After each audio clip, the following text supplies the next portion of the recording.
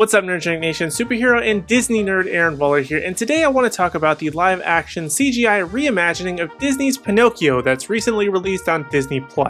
And Pinocchio's been around since the late 1800s and has had countless iterations and even more on the way, so if you aren't familiar with the story, I don't know what to tell you. But this is an update of the 1940s Walt Disney film of the same name, with Tom Hanks playing Geppetto, and is directed by Robert Zemeckis. Now, most reboots and reimaginings tend to not do well, and to be honest, this one is no exception. Now, I've never been a massive fan of Pinocchio, and I've always been baffled by just how much Disney banks on it despite it not being that great to begin with. And with the 2022 version, it feels no different. I felt just as uninterested in it as I was when I was a kid seeing it for the first time. The direction is okay, but feels exactly like when iconic Hollywood directors like Steven Spielberg step into a very CGI heavy world and it just sort of looks weird. It's almost like these big name directors get access to a whole new sandbox or trove of toys, but because they don't know how to use them as effectively as they did when they had to be crafty and create the classics that they did, it just looks off and like nothing ever feels right.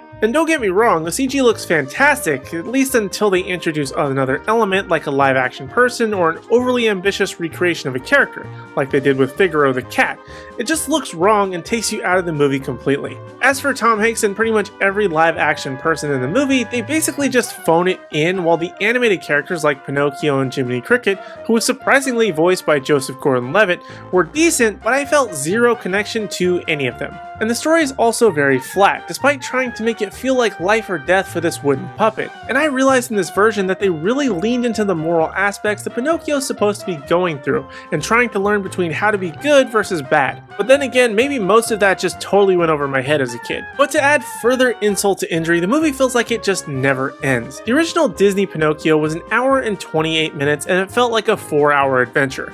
This movie was pushing 2 hours and went through so many hills and valleys to get Pinocchio to the next lesson and the next scene that people love from the original that it made it feel all the longer to watch. To be honest, I don't know what it will take for Disney to learn that people just don't want live action and CG adaptations of the classics. They've steadily gone downhill with worse and worse reception with each one they come out with, and I can only hope that the live action Hercules movie is decent, but I'm also not going to hold my breath. But the point that I'm trying to make is that Pinocchio has always been, and really is even in this iteration, a slog to get through.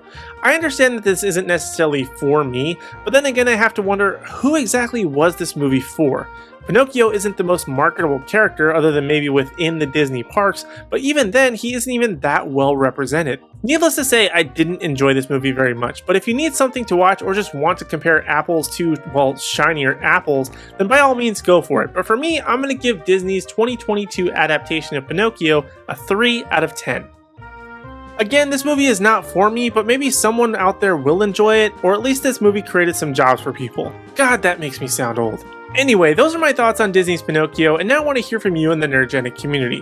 What did you think of the movie? Did you like it? Was I too harsh? Let me know down in the comment section down below. And while you're down there, be sure to hit like, subscribe, and ring the bell notification so you don't miss out on any future videos from me or the rest of the Nerdgenic team. And also be sure to give us a follow across all social media platforms at Nerdgenic.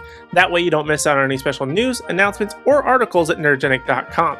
But in the meantime, if you want even more Disney content from us, check out this Disney playlist right over here. Or for a change of pace, and if you love comics like I do, check out this History of playlist where I give the comic book history of various heroes and villains right over here. Other than that, thank you guys so much for watching. We really do appreciate it, and we hope to see you in the next video.